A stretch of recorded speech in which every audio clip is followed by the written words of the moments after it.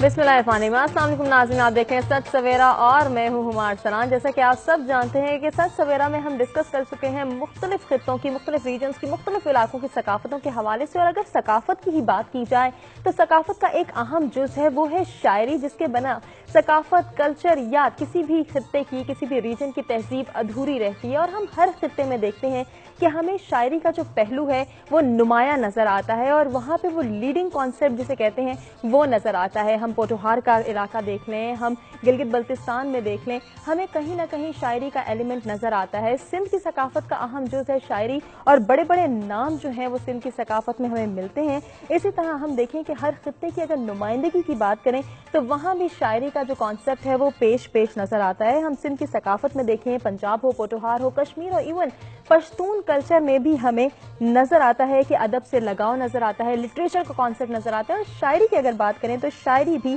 पेश नज़र आती है। अगर औलिया कराम की बात करें तो उन्होंने दीन इस्लाम का जो पैगाम है वो भी शायरी के ज़रिए फैलाया। बड़े बड़े नाम हमें देखने को मिलते हैं जिनमें शाह अब्दुल लतीफ़ भिटाई, सचल सरमस, बाबा फरीद गंज शक्कर, वारिस शाह, बाबा बुल्ले शाह, अब्दुल्ला शाह गाजी और हज़रत लाल शहबाज कलंदर जैसे नाम, जिन्होंने अपने उनके कलाम की जो तासीर है वो हम सब उनकी शायरी के ज़रिए जब हम पढ़ते हैं और उस पैगाम को आगे बढ़ाते हैं तो डेफिनेटली हम भी महसूस करते हैं और जो वो उन्होंने जो तासीर फैलाने की कोशिश की है उसको भी प्रमोट करने में पेश नज़र आते हैं। और अगर आगे चल के देखें तो हम देखते हैं कि क़याम पाकिस्तान की अगर बात की जाए तो वहाँ भी हमें शायरी का जो किरदार है वो नुमाया नज़र आया। अल्लामा मोहम्मद इकबाल ने नौजवानों के अंदर जो इनकलाब की और जो जुस्तजू पैदा की वो भी शायरी के ज़रिए की। शायरी के ज़रिए ही उनके अंदर का जोश और वलवला जो था उसको उभारा और फिर हम देखते हैं कि जिस मकसद के लिए उन्होंने किया वो मकसद हमने 77 साल पहले जो है वो हासिल कर लिया। आज हम इसी हवाले से बात करेंगे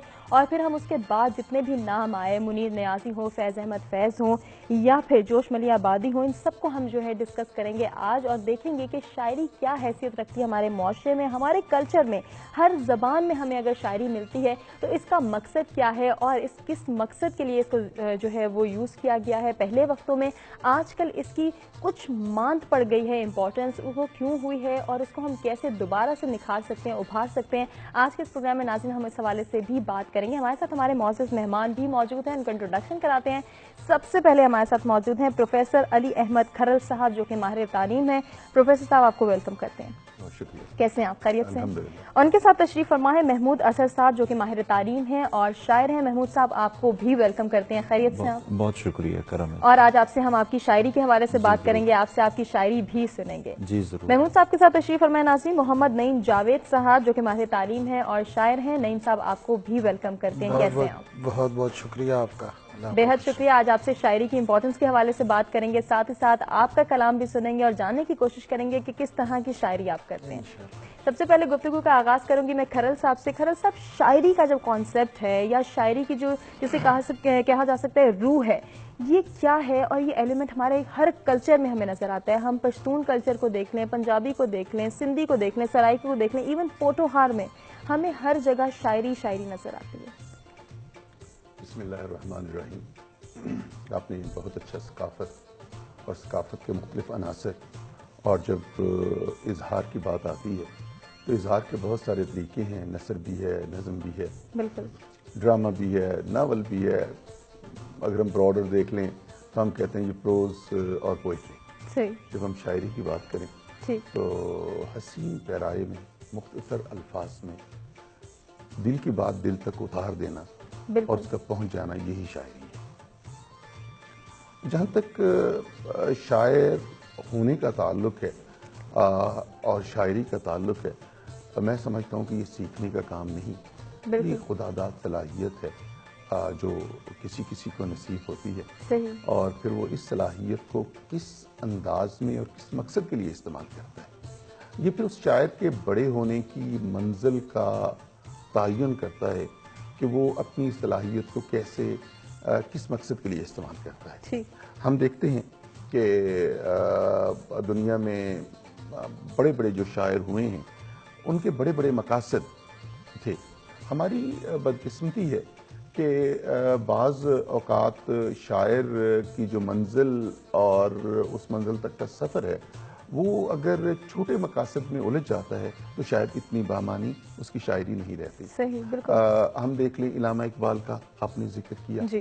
اسلام کے پیغام کو جس انداز میں اور جو اس وقت کے حالات تھے، تو میں سمجھتا ہوں کہ جتنا بڑا شاعر اقبال تھا اس کا مقصد نے اسے اتنا بڑا شاعر بنایا. بالکل. اس کا تعین کیا تھا؟ ایک غلام قوم کو آزادی کی طرف لے کے جانا، آزادی کا راہ دکھانا، اس کے مسئلے اور مسائل کی طرف لے کے آنا. صحیح. لیکن اس پہ بات کرنے سے پہلے میں تھوڑی سی بات کرنا چاہوں گا کہ یہ تہذیب اور ثقافت کیا ہے. جی. عادت سے رسم سے رواج، اور ان رواجوں کا اکٹھا ہو جانا، یہ ہم کہتے ہیں یہ ثقافت بن گئی. بالکل. اور وہ ثقافت جب اپنے دامن کو پھیلا لے اور اس کی جیوگرافیکل ایریاز بڑھنے لگیں، ہم کہیں گے کہ یہ وادی سون کی ثقافت ہے. صحیح. ہم کہیں گے یہ ملتان کی ثقافت ہے.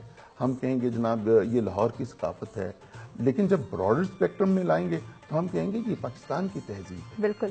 اگر ہم اپنی تہذیب پہ اور اپنے شعراء پہ نظر ڈالیں تو یہ ایک حقیقت بات ہے کہ ہماری تہذیب کی ریفلیکشن میں، ہماری ثقافت کی ریفلیکشن میں، چاہے وہ لوکل لیول پہ ہو یا نیشنل لیول پہ ہو، ان لوگوں نے بڑے بڑے کام کیے. بالکل. میں اپنی بات کو اس انداز میں کہتا ہوں کہ اگر جب ہم نے کہہ دیا تہذیب اور ثقافت، یہ ایک جز کا نام نہیں ہے، یہ ایک کل کا نام ہے، جس میں ایک انسان، اس کے مسائل، اس کے خیالات، اس کا اظہار، سب کچھ چھایا ہے. آپ نے شروع میں ذکر کیا اولیاء کرام کا، تو میں انہی کے ذکر سے بات کرنا چاہتا ہوں کہ اس خطے کے جتنے بھی اولیاء کرام تھے، انہوں نے ثقافت کے مسائل اور پھر اسلام کے پیغام کو کیسے آگے پہنچایا.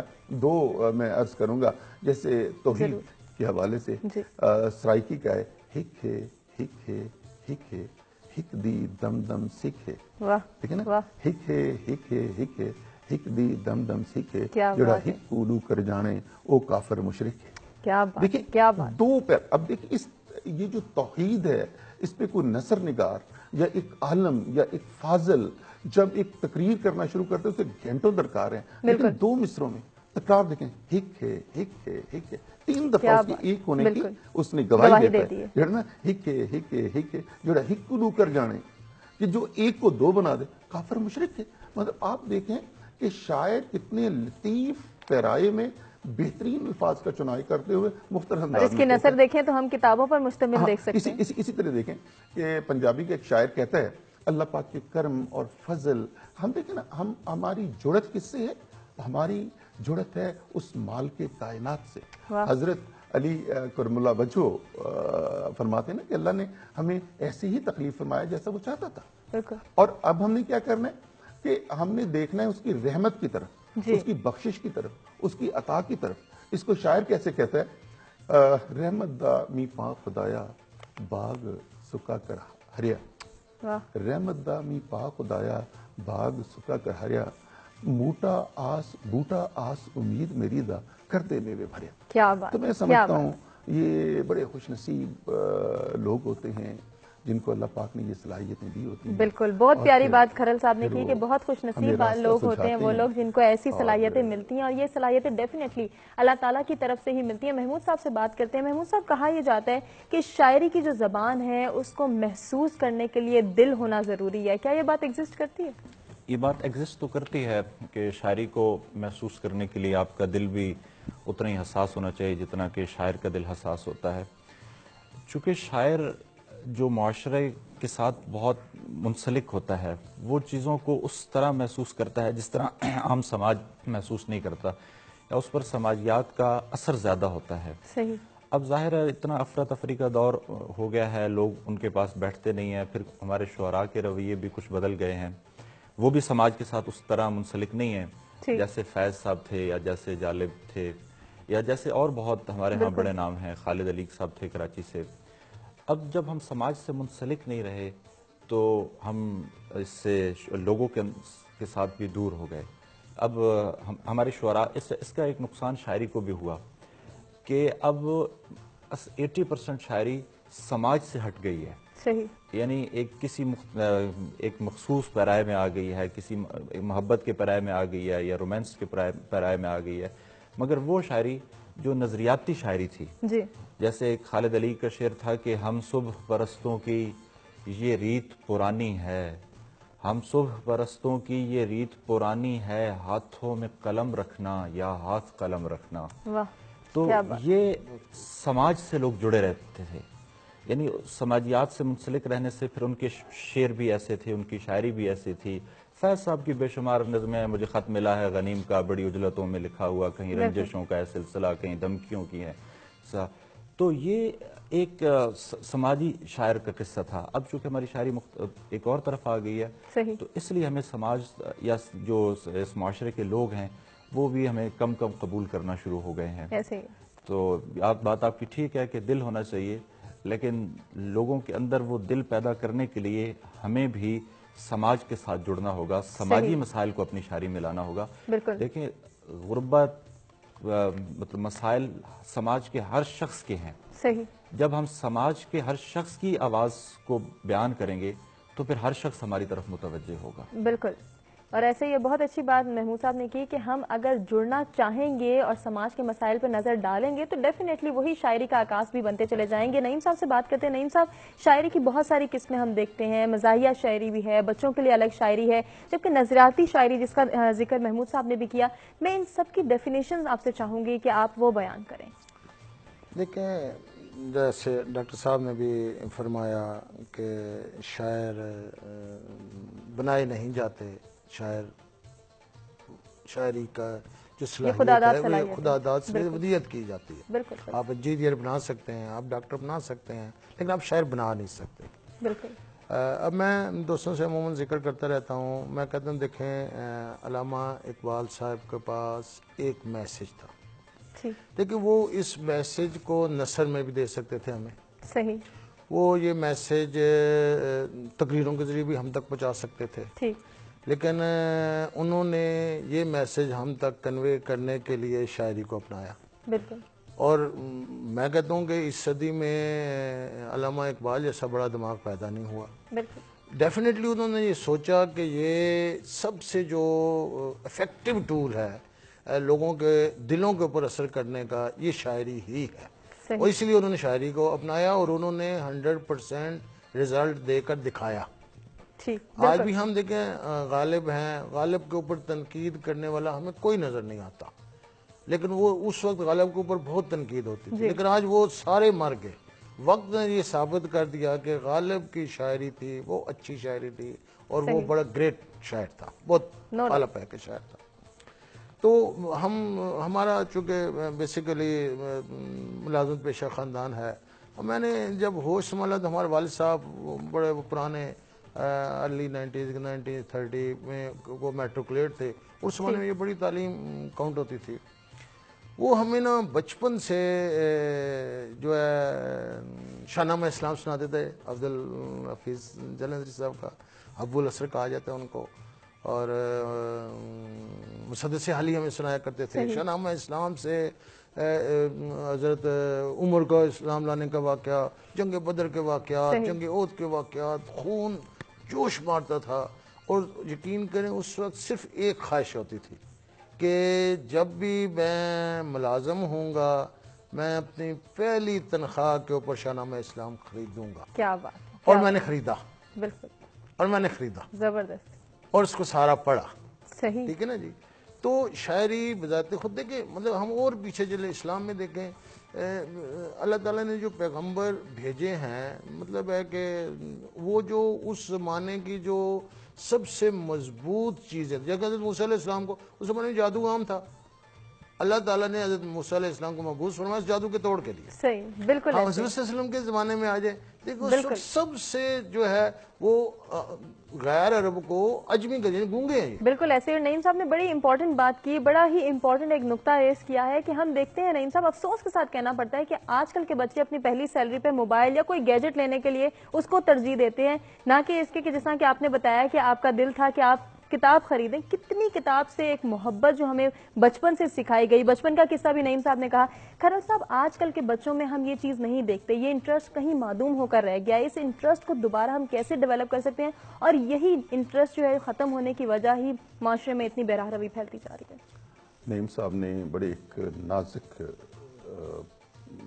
جانب اشارہ کیا ہمارے ایشو کا، کتاب بینی، اور آپ نے تو اسے ایک سوال کی صورت میں میرے سامنے رکھ دیا۔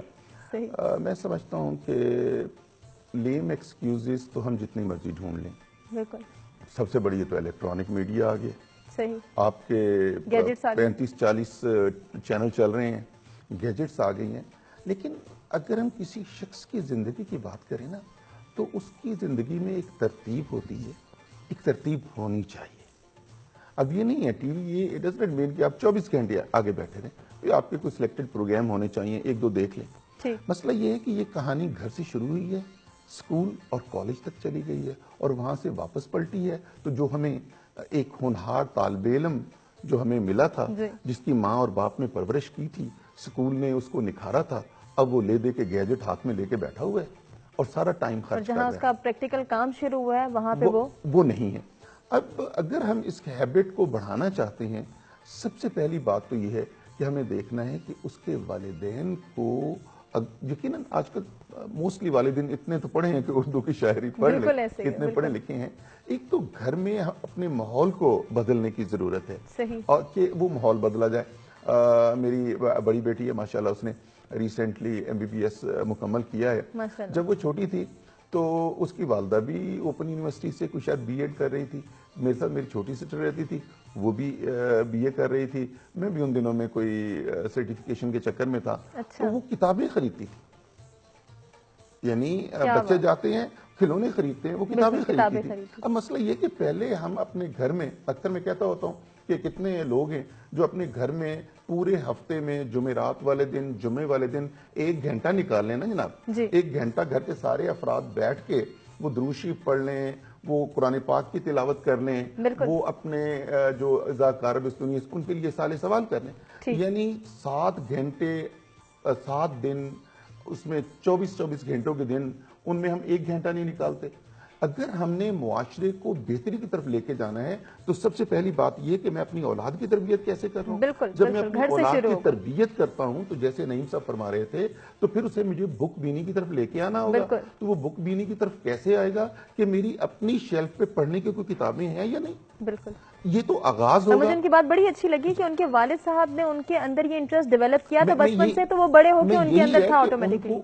نعیم صاحب کسی ادارے کا نام نہیں لے رہے، اس کی انسپریشن کہاں ہے؟ اپنے والد صاحب سے ہے۔ اور پھر میں سمجھتا ہوں اداروں کی ناکامی ہے، اساتذہ کی ناکامی ہے، اور اسپیشلی اردو کے، میں اکثر میری اسائنمنٹ ہی اس قسم کی ہے، جب میں ٹیچروں کے پاس بیٹھتا ہوں تو اسلامیات کے ٹیچروں کو میں کہتا ہوتا ہوں کہ یار آپ کچھ ایسا بتائیں نا اسٹوڈنٹ کو کہ ان کی اسلام کی عبادات سے ایک لگاؤ پیدا ہو جائے۔ ہمارے اردو کا اگر اچھا ٹیچر ہے تو پھر وہ بچوں کو اگر موٹیویشن دیتا ہے، اس قسم کی کتابیں پرچیز کرتا ہے، بچوں کو پڑھنے کے لیے کوئی انسینٹیو دیتا ہے، تو ایک ویکنڈ کی ایکٹیویٹی رکھ لیں کہ بچوں نے یہ والی سٹوری بک ہی پڑھنی ہے۔ میں IA3 کالج میں پرنسپل تھا، تو ہمارے قاسم یعقوب صاحب اردو کے بڑے شاندار پروفیسر ہیں، تو اس نے مجھے کہا کہ سر ہم بچوں سے بک ریویو کیوں نہ کرائیں۔ جی، تو بچوں کو کہا جاتا تھا کہ جی، ٹیچر جاتا تھا کلاس میں، وہ ایک لسٹ دیتا تھا بچوں کو کہ یار یہ والی کتابیں آپ کی لائبریری میں اویلیبل ہیں، آپ ایشو کرائیں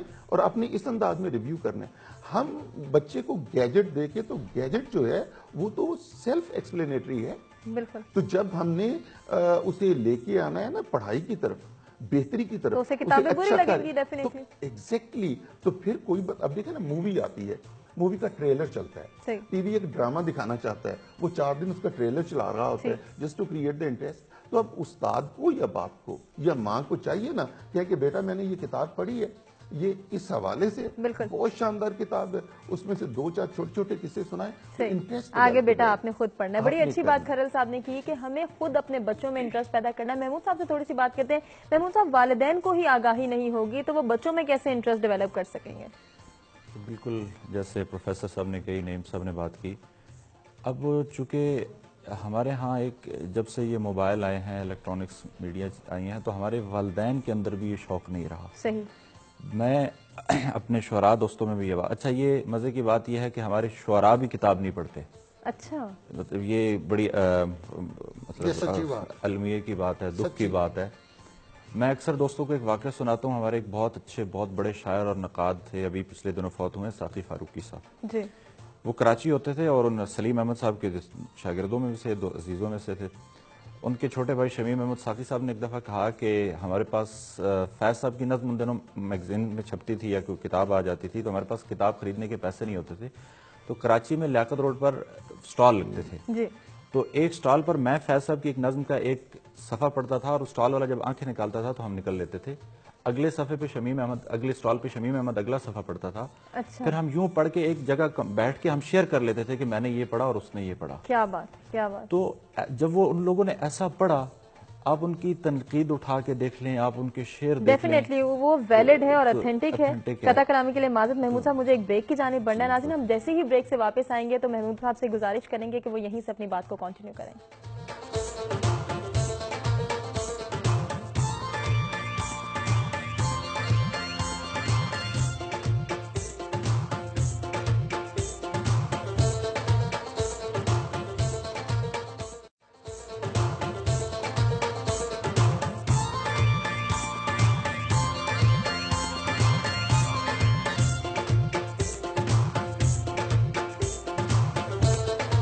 ویلکم بیک. آپ دیکھ رہے ہیں سچ سویرا, اور جیسا کہ آپ جانتے ہیں کہ ہم بہار ثقافت میں بات کر رہے ہیں ہر خطے کی شاعری کے حوالے سے, کہ ہر خطے میں شاعری کو کیا امپورٹنس حاصل ہے اور اس کی اہمیت کو واضح کرنے کی کوشش کریں. ساتھ ہی ساتھ یہ جاننے کی کوشش کریں کہ شاعری کا بیسک کانسیپٹ ہے کیا, اسے کیوں انٹروڈیوس کرایا گیا, اور آج کے معاشرے میں ہمیں کتنی ضرورت ہے اس عمل کی کہ ہم ان بچوں میں جو ہمارے آنے والی نسل ہے ان میں شاعری کا جوش و جذبہ اور انٹرسٹ کیسے ڈیولپ کر سکتے ہیں. ساتھ ہی ساتھ ہم اس پہ بھی نظر ڈال رہے ہیں. بریک پہ جانے سے پہلے محمود صاحب سے کچھ بات کر رہے تھے. محمود صاحب اپنے حوالے سے بتا رہے تھے. محمود صاحب تھوڑی سی میں آپ سے وہ بات بھی چاہوں گی کہ آپ اس کو بھی کنٹینیو کریں, اور ساتھ ہی ساتھ جب ہم ثقافتی پہلو سے دیکھتے ہیں تو وہاں شاعری کی جو امپورٹنس ہے میں چاہوں گی آپ اس پر بھی روشنی ڈالیں. جی, جیسے میں آپ کو بتا رہا تھا کہ کتاب پڑھنے کا شوق تھا لوگوں کو, کتاب پڑھتے تھے, پھر اس سے ان کے اندر ایک انسپائریشن پیدا ہوتی تھی اور اس کے حوالے سے لوگ شعر کہتے تھے.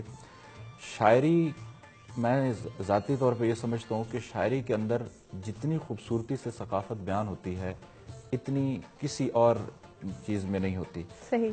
جیسے میں آپ کو چونکہ شاعری کے اندر ایک موسیقیت ہے, موسیقیت ہر انسان کو بھلی لگتی ہے. بالکل. یعنی اب قرآن کو, ہماری دینی کتاب ہے, ہمیں قرآن وہ قاری زیادہ اچھا لگتا ہے جو بہت اس کی آواز خوبصورت ہوتی ہے یا جو موسیقی کے اندر سناتا ہے, اس کی لے اچھی ہوتی ہے. بالکل.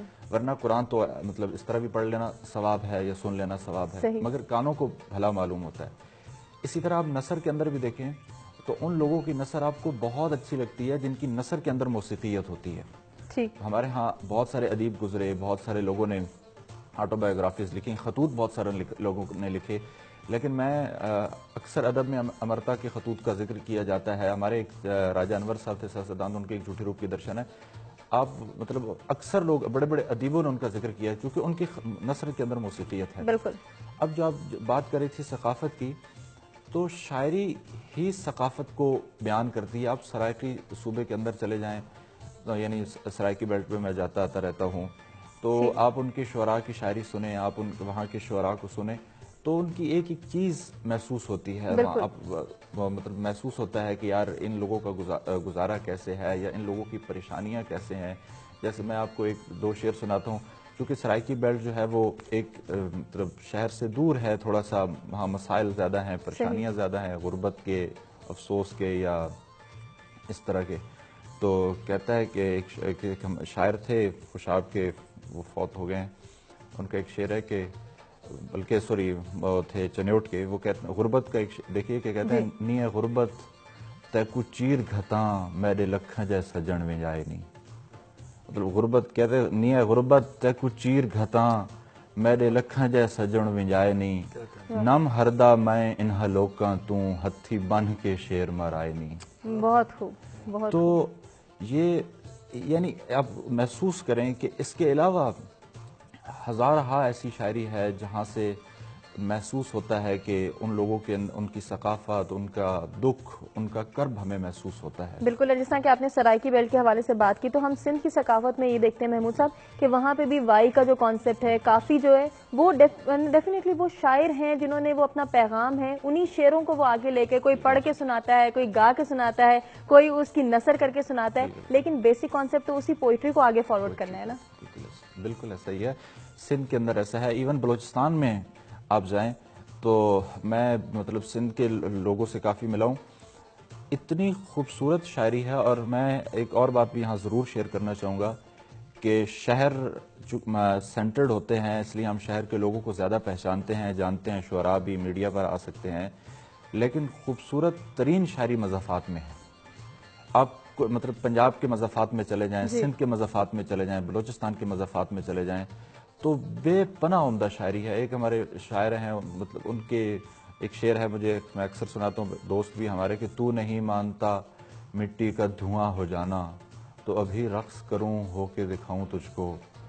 تو ایسے شعر مضافات کے اندر لکھے جا رہے ہیں. بالکل وہ ایک انوائرمنٹ بنا ہوتا ہے اور اس کا ڈیفینیٹلی اثر بھی ہوتا ہے. نعیم صاحب سے تھوڑی سی اسی حوالے سے میں گفتگو کرنا چاہوں گی اور جاننا چاہوں گی نعیم صاحب، جب کسی بھی کلچر کو ہم دیکھتے ہیں، کسی بھی خطے کی ثقافت کو دیکھتے ہیں، تو وہاں شاعری کی امپورٹنس کی اگر بات کی جائے، کیا کہیں گے شاعری کسی کلچر کو یا کسی ثقافت کو انفلوئنس کرتی ہے یا کوئی کلچر شاعری کو انفلوئنس کرتا ہے؟ میرے خیال میں دونوں ایک دوسرے کو کرتے ہیں. شاعری، جو شاعر دیکھیں جو کچھ دیکھتا ہے وہ محسوس کرتا ہے اور وہ بیان کر دیتا ہے. بالکل. جو اپنے ارد گرد دیکھے گا وہی بیان کرے گا.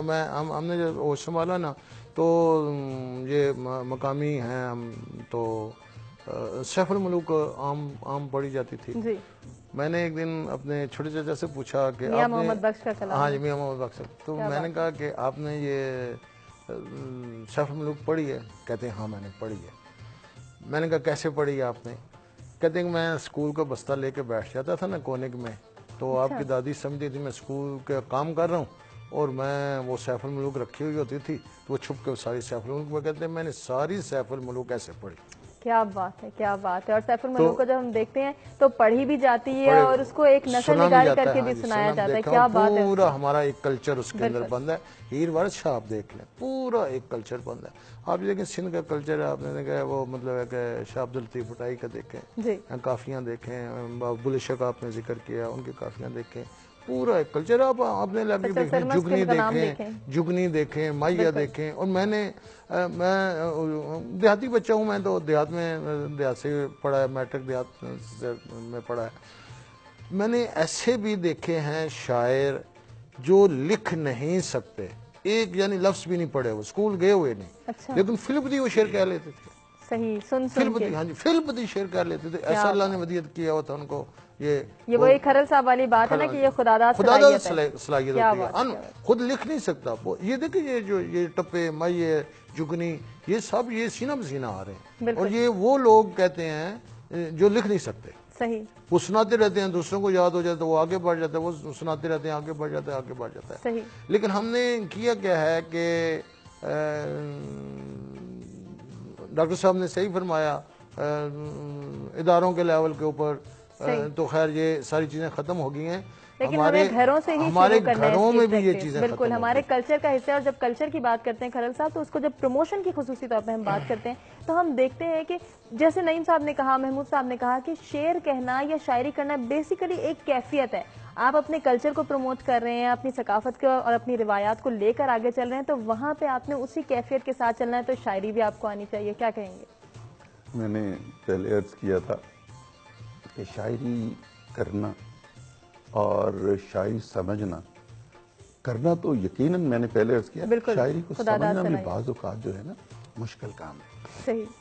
اگر ہم انگلش لٹریچر کی طرف جائیں نا تو یہ ولیم ورڈزورتھ پہلا شاعر تھا جس نے کہا نہیں، شاعری کے لیے مضامین بھی آسان ہونے چاہیے روزمرہ کے، اور اس کی زبان بھی آسان ہونی چاہیے. ورنہ سیموئل ٹیلر کولرچ اور باقی جو لوگ تھے وہ تو کہتے نہیں، شاعری تو نہ تو عام اس کا موضوع ہونا چاہیے، نہ ہی شاعری عام لوگوں کے لیے ہے. لیکن جب ہم ثقافت کو گونتتے ہیں نا تو یہ جو آٹا، یہ مٹی اور یہ جو ایک وہ خوبصورت سا اروما بنتا ہے نا، تو اس عرومے کے اوپر جو اٹھتی ہوئی بات ہے نا جو دور تک پھیلتی ہے وہ شاعری ہی پھیلاتی ہے. بالکل ٹھیک ہے. دوسرے میں ابھی جب نعیم صاحب بات کر رہے تھے تو مجھے منو بھائی کے 2 شعر یاد آ رہے تھے, پنجابی کے شاعر ہیں وہ. اب دیکھیے گا کہ لفظوں کا چناؤ دیکھیں اور کتنے خوبصورت پیرائے میں وہ بچپن اور آج کے انسان کو کمپیئر کر رہے ہیں. وہ بھی خوب دیہڑے سن, بھوک لگدی سی منگ لیندے سن, مل جاندا سی کھا لیندے سن, نہیں سی ملدا رو پیندے سن, روندے روندے سو رہندے سن. کیا بات ہے, ساری کہانی بیان کر دی 4 لائنوں میں. 4 لائنیں. وہ بھی خوب دیہڑے سن, بھوک لگدی سی منگ لیندے سن, مل جاندا سی کھا لیندے سن, نہیں سی ملدا رو پیندے سن, روندے روندے سو رہندے سن. کیا بات. اور آج کے دور کے بارے میں یہی 4 لائنیں ہیں. بالکل. یہ بھی خوب دیہڑے نے, اچھا یہ بھی خوب دیہڑے نے, بھوک لگدی ہے منگ نہیں سکدے, ملدا اے تے کھا نہیں سکدے, نہیں ملدا تے رو نہیں سکدے, نہ روئیے تے سو نہیں سکدے. کیا بات ہے, کیا بات. اب دیکھنا یہ ہے شاعر. بالکل. اور ہمیں یہ سوچنے کی ضرورت ہے کہ اتنا مدلل, اتنا مجسم بالکل ایک ہمارے سامنے صورتحال کھڑی کر دیتا ہے. اگر ایک پڑھنے والا صاحب دل ہے تو اسے اپنے بچپن سے لے کے اور اب تک کی کہانی جو ہے وہ 4 لائنوں میں مل جاتی ہے. 4 لائنوں میں مل جاتی ہے. کیا بات. اب اسی طرح بیسیکلی ہمارے ہاں بدقسمتی سے چونکہ میرے دونوں معزز ساتھی جو ہیں نا شعراء ہیں, تو ہمارے ہاں جب انگریز آیا تو اس نے بہت ساری ہماری صنفوں کا گلا گھونٹ دیا. جی. مثلا داستان گوئی ایک بہت بڑی بات ہوتی تھی, اسی طرح غزل. صحیح. تو اس نے اپنے مقاصد کے تحت پیسے خرچ کر کے کیا کیا کہ نظم کی طرف چیزوں کو لے کے آیا.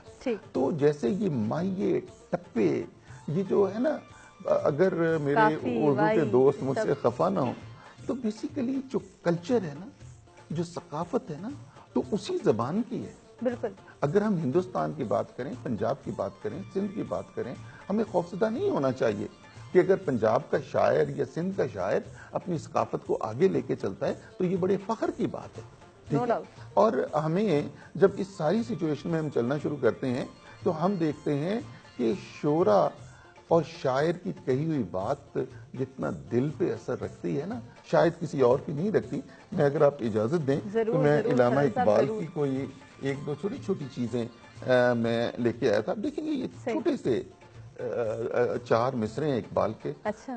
فردوس میں رومی سے یہ کہتا تھا سنائی, فردوس میں رومی سے یہ کہتا تھا سنائی, مشرق میں ابھی تک ہے وہی کاسا وہی آش. حلاج کی لیکن یہ روایت ہے کہ آخر, حلاج کی لیکن یہ روایت ہے کہ آخر ایک مرد قلندر نے کیا راز خودی فاش. کیا بات ہے, بہت. اب دیکھیں اس بات کو کہنے کے لیے فردوس کا ذکر آ گیا, سنائی کا ذکر آ گیا, ٹھیک ہے, حلاج کا, اور پھر کیا ہے کہ چیزوں کو بدلنے والا, بالکل, چیزوں کو توڑ دینے والا.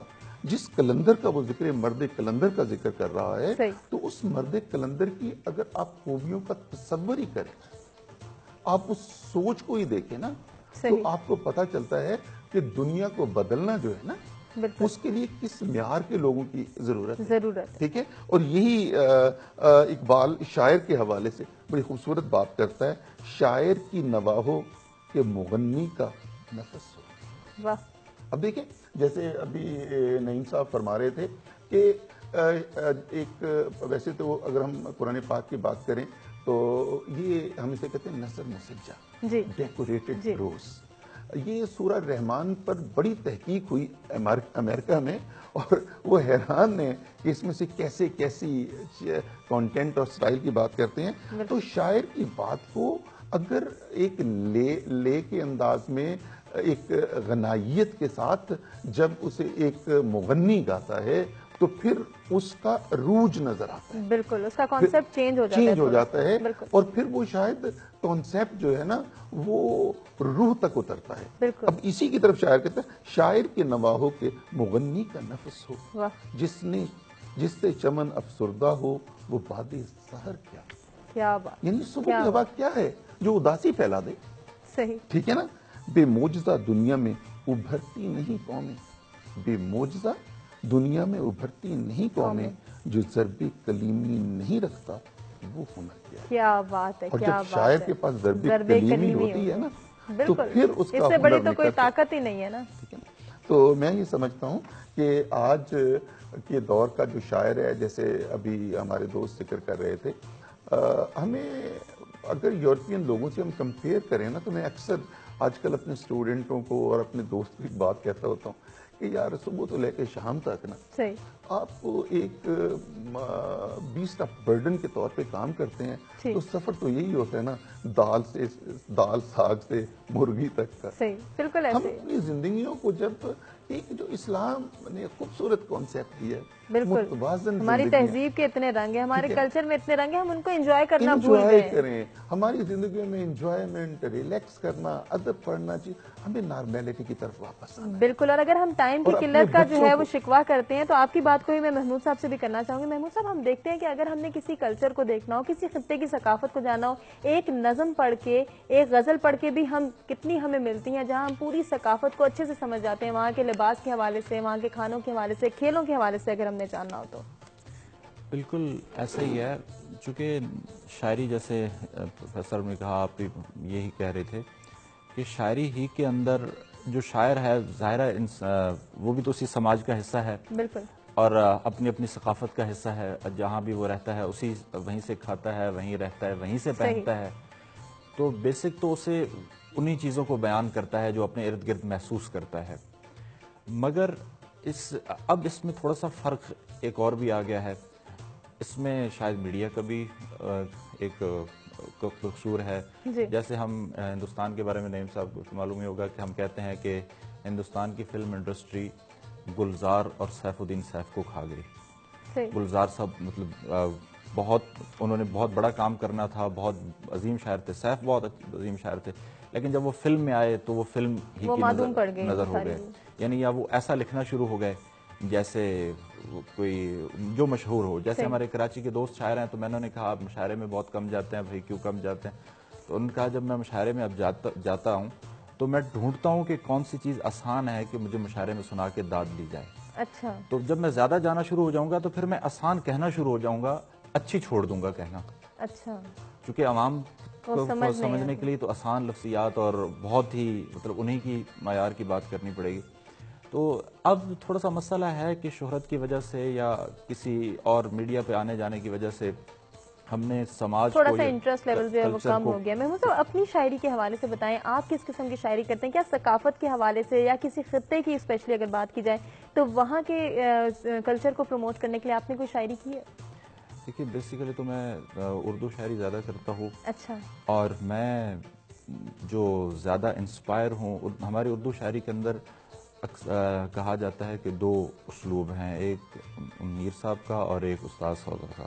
صحیح. اب میر صاحب کا اسلوب یہ تھا کہ وہ یعنی مجرد پیکر تراشی کیا کرتے تھے, ایبسٹریکٹ ٹائپ. جو رفیع الدین سودا تھے وہ چمکیلے اور بھڑکیلے الفاظ کا استعمال کر کے ایک ہوتا تھا. تو میں میر صاحب سے اور غالب سے اچھے لگتے ہیں, غالب سے میں بہت انسپائر بھی ہوں. اور جیسے نعیم صاحب نے کہا تھا کہ غالب بہت عظیم شاعر ہیں, میں اپنی ایک آپ کو چھوٹا سا واقعہ سنانا چاہتا ہوں کہ غالب نے, آپ اس کو جیسا بھی کہہ لے, غالب نے سماج سے الگ ہو کے کچھ بھی نہیں کہا, ہر چیز اس کی سماج سے جڑی ہے. فراز نے ایک واقعہ ہے فراز کا کہ وہ امریکہ بیٹھے تھے, احمد فراز صاحب, فیض صاحب تھے, فراز صاحب تھے, تو بہت سارے لوگ تھے, فہمیدہ ریاض, بہت بڑے شعراء بیٹھے تھے, رات کا کوئی وقت تھا. تو انہوں نے 30-40 لوگوں میں سے کہا کہ یار کوئی ایسا مضمون بتاؤ جس پر غالب نے شعر نہ کہا ہو. اچھا. پوری رات کوئی ایسا مضمون نہیں ملا 40 شعراء کو جس پر غالب نے شعر نہ کہہ رکھا ہو.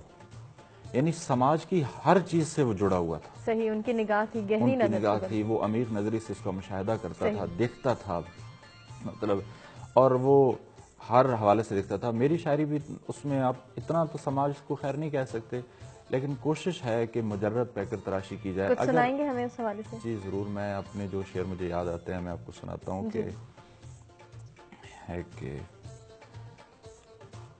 اس کے ہونے کا جو اقرار کیا ہے میں نے، اس کے ہونے کا جو اقرار کیا ہے میں نے، عشق میں راستہ ہموار کیا ہے میں نے۔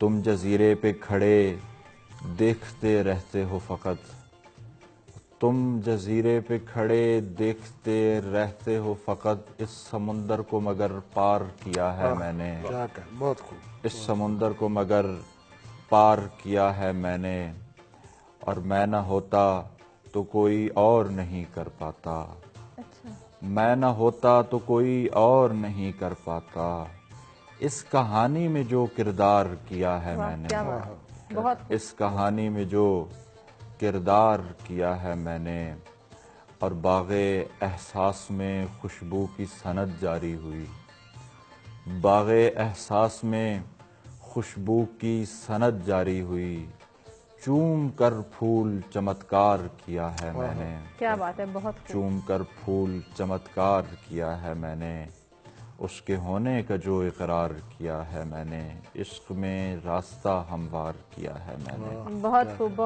شاعری بھی سنائی ہے ہمیں محمود صاحب نے، اور نعیم صاحب سے بھی ہم اس حوالے سے ناظرین بات کریں گے، لیکن مجھے ایک بریک کی جانب بڑھنا ہے۔ بریک سے جلد سے ہی ہم واپس آتے ہیں تو نعیم صاحب سے ان کی شاعری کے حوالے سے ضرور بات کریں گے۔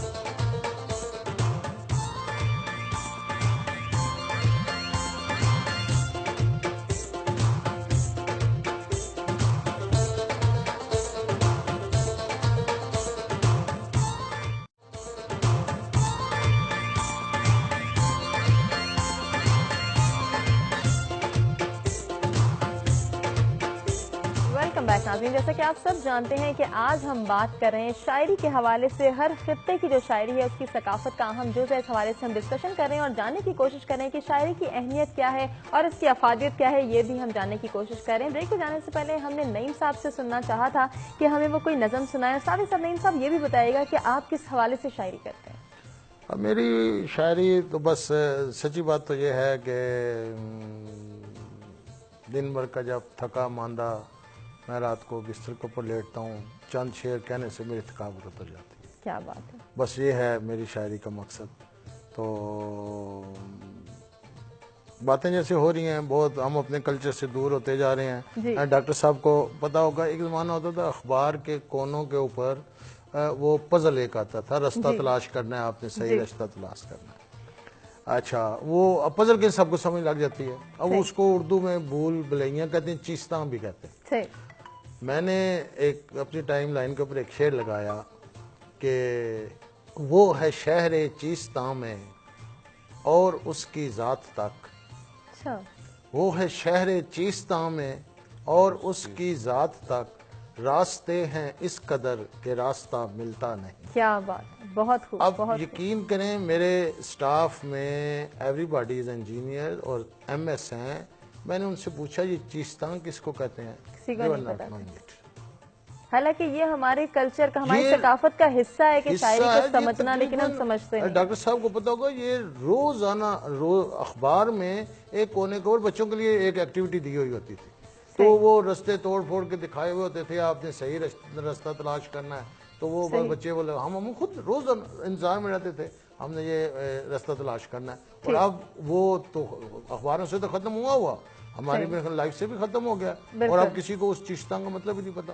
میں نے کہا بھائی یہ پزل ہوتا ہے، ہاں سر ٹھیک ہے ٹھیک، میں نے کہا بھائی میز بھی کہتے ہیں، بھول بھلیاں بھی کہتے ہیں، بالکل ایسے ہی، بالکل ہم مطلب جاننے کی کوشش نہیں کرتے، ہم دور ہوتے جا رہے ہیں۔ میں اپنے بچوں کو، جو ہمارے اس وقت وہ چھوٹی کلاسوں میں تھی، ایک تھی چڑیا ایک چڑا تھا، دونوں نے جب کھیر بنائی، چڑیا تو لایا دودھ بتاشے، چڑیا چونچ میں چاول لائی، کوے ہیں سب دیکھے والے، صوفی غلام اسفار صاحب کی نظمیں تھی، ٹوٹ پٹوٹ کی موٹر، تو یہ اب بچوں سے پوچھو ان کو پتہ ہی نہیں ہے۔ بالکل ایسے ہی۔ اب میری پوتی ہے وہ انگلش کا لفظ بولتی ہے کہ دادا ابو اس کو اردو میں کیا کہتے ہیں؟ صحیح۔ میرے بچے کو پنجابی نہیں آتی، اردو آتی ہے، میری پوتی کو اردو نہیں آتی، اپنی ثقافت سے دور چلے جا رہے ہیں، نہیں سب کچھ سنانا پسند کریں گے، ثقافت سے دور ہوتے جا رہے ہیں۔ تو بس یہ ایک اللہ کے کام بہرحال رکتے نہیں ہیں، وہ جاری رہتے ہیں، ہر رنگ میں جاری رہتے ہیں۔ میرا اردو کے ساتھ کوئی تعلق نہیں ہے، میٹرک کے بعد میں نے اردو کا ایک لفظ نہیں پڑھا۔ اچھا، میٹرک کے بعد میں نے اردو نہیں پڑھی. میں ایک ایسی آرگنائزیشن میں تھا جہاں پہ آپ اردو بولیں آپ کو پنشمنٹ ملتی تھی. اچھا. تو ساری اس کے بعد میری جو ایجوکیشن ہے وہ انگلش میں ہے اور اردو کا کوئی اس کے ساتھ تعلق نہیں ہے. لیکن شاید اللہ تعالیٰ نے میرے اندر ڈاکٹر صاحب کی صلاحیت پیدا کی. ایک غزل کے چند اشعار میں پیش کرتا ہوں. دشتے طلب میں کھو گئے رستوں میں رہ گئے, دشتے طلب میں کھو گئے رستوں میں رہ گئے, دریا چلے تھے دل سے جو آنکھوں میں رہ گئے. واہ بہت. دشتے طلب میں کھو گئے رستوں میں رہ گئے, دریا چلے تھے دل سے جو آنکھوں میں رہ گئے. ایک وقت تھا جو کھو گیا ماضی میں اب کہیں. کیا ڈاکٹر صاحب, ایک وقت تھا جو کھو گیا ماضی میں اب کہیں, کچھ لوگ تھے جو اب میری باتوں میں رہ گئے. واہ بہت. چہرے ہیں کچھ جو سوچ سے جاتے نہیں کبھی, چہرے ہیں کچھ جو سوچ سے جاتے نہیں کبھی, کچھ عکس قید آئینہ خانوں میں رہ گئے. واہ بہت. اور کچھ زخم ہیں کہ وقت بھی بھرتا نہیں جنہیں, کچھ زخم ہیں کہ وقت بھی بھرتا نہیں جنہیں, کچھ درد ہیں کہ جم کے جو سینوں میں رہ گئے. کیا. اور کچھ خواہشیں ہیں جو کبھی پوری نہیں ہوئیں.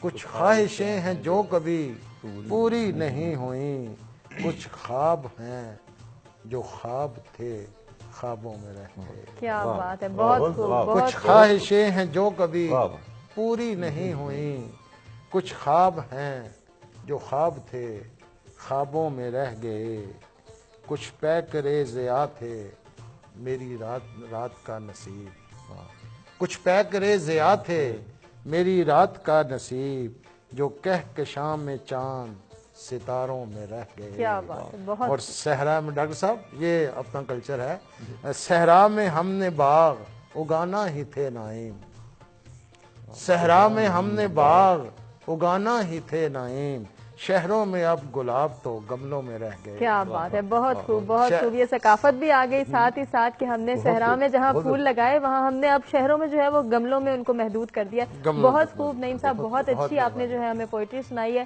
اور ڈیفینیٹلی کہیں نہ کہیں اس نے کلچر کو بھی ٹچ کیا ہے. جب کلچر کی بات کرتے ہیں تو کھرل صاحب میں آپ کی جانب آؤں گی کہ کلچر کو پروموٹ کرنے میں ہم ڈفرینٹ کلچرز کو دیکھتے ہیں. پاکستان کی بات کریں گے ہم کہ ہم نے جتنے بھی خطے دیکھے وہاں ایک چیز ہمیں کامن نظر آئی, وہ ہے شاعری.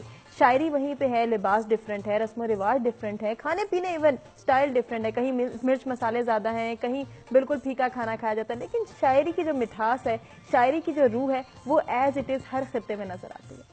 میں آپ کی بات سے پہلے اگر آپ کی اجازت ہے تو نعیم صاحب جب وہ اپنی یہ پڑھ رہے تھے شاعری کا ایک حصہ, تو اس کا ایک ایک شعر نا ایک پورا مضمون کھولتا جا رہا تھا.